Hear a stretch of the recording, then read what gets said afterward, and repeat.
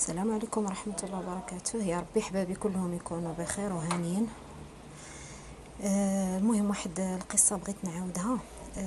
المهم هي كلها عبرة، كلها عبرة، وباش بنادم ينعل الشيطان شي شوية ويحشم وما يتخلاش على الإنسانية، حيت لا تخلينا على الإنسانية راه ما غنبقاو لا إنسان ولا حيوان ولا حتى جماد.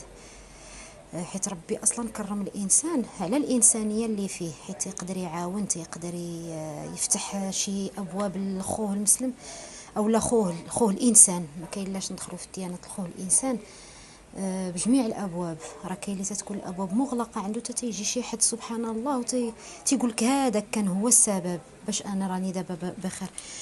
مهم القصة هو أن كانت واحد السيدة تنعرفها أشد المعرفة، الله يعمر لها الدار. كانت غادا في الطريق مسافرة، واحد الساعة واحد الكاميون ديال شركة ديال الحليب، شنو سميتها الله أعلم، هذا ما تيهمش. المهم مول الكاميون دار مسكين أكسيدون في الطريق. كانت هذيك واقيلا لوتوروت تنظن ولا الطريق الناسيونال، والله ما عرفت. المهم دار اكسيدون مسكين خايبه لدرجه انه هذاك الشيء اللي كان عنده ديال الحليب، ديك الكراطن، تشتتولو في الطريق ديال السفر. وراكم عارفين الطريق ديال السفر كلشي شاد طريقو، كلشي شاد طريقو. جا واحد الكار وقف، هذاك الكار فيه، سمحوا لي، هذاك الكار فيه الناس مخلطين. هذاك الناس الاغلبيه فيهم، نقولوا 90% شنو هبطوا كيديروا، حتى واحد ما سول على الشيفور، حتى واحد. 90% ولا اكثر منهم شنو تيديروا؟ تيهزوا هذاك الحليب اللي تهرق للشيفور مسكين، وهو ما عرفتش واش مات، واش تهرس، واش تشلل، واش الضربه جاتو في راسو. حتى واحد تخيلوا هذيك السيده قسما بالله الا كتحلف لي، وهذيك السيده بحال نفسي، يعني لا هضرات صافي راه بحال الا نفسي اللي كتهضر، ما يمكنش، مستحيل تكذب ولا تزيد من عندها التاغرام. حتى واحد اللي هبط من ديك الكار، حيت الطريق طبعا بحال اللي تخربقات مول الكار وقف، حتى واحد ما هبط يشوف هذاك الشيفور مسكين، داك ولد الناس اللي شاد الطرقان وعائلته يعلم الله فين راها، يعلم الله واش عنده الولاد وعلى من خدام وشنو ظروفه، ربي اللي عالم به. حتى واحد ما هبط تيسول عليه. يلا هاد السيده هذه اللي قالت لهم نتوما اللي كتهزوا هاد الحليب، واش ما سولتوش في الشيفور؟ وتيهزوا في ديك الحليب الله يكون معانا. وقالوا لها شي دراري، قالوا لها زعما صغار، تنقولوا لي جون عقلهم نقي، قالوا لها يدبر راسو، وبداو يزيدوا في الحليب الله يكون معانا. وداك الحليب اصلا غيوصل خاسر، غيكون خسر في ديك البلاصه.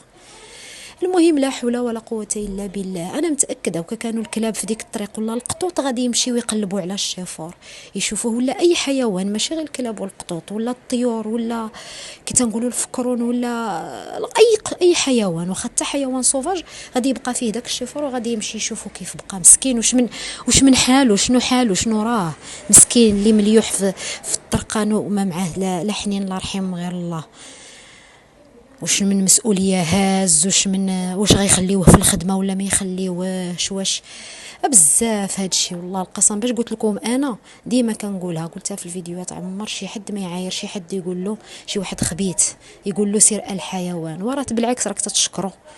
قول له سير شي حاجه ما كايناش، ما نعرفتش والله. انا بعدا اصلا ما بقيتش كنعرف بحال هاد الناس المكروهين وما اكثرهم في هذا الوقت، ما بقيتش نلقى حتى الكلمه باش نعايرهم. تنبقى نشوف وفي التالي تنتهد وتنسكت، ولا تنقول حسبي الله ونعم الوكيل. المهم الانسانيه ثم الانسانيه ثم الانسانيه. واخا تشوفوا ما نعرفتش شكون، واخا عدوكم يكون حاصل فكوه. هذه هي خلاصه القول. انا عدويه تنقسم لكم باليمين، ولا عدوتي وفايته وقعت لي نشوفها حاصله اقسم بالله تنفكها، حيت ربي غيفك عليا شحال من حاجه في ديك الوقت، شحال من حاجه غادي تكون، ولا شي حاجه توقع لي خايبه، ولا هذا ربي غادي يحيدها عليا. والانسانيه دابا ما كنقولوا لا يهودي لا مسلم ولا نصراني ولا حتى شي حاجه، ما تندخلوا لا في ديانات لا في تقاليد. حنا اوبن مايندد، حنا ناس العالم كله ديالنا، يعني كلشي حبابنا.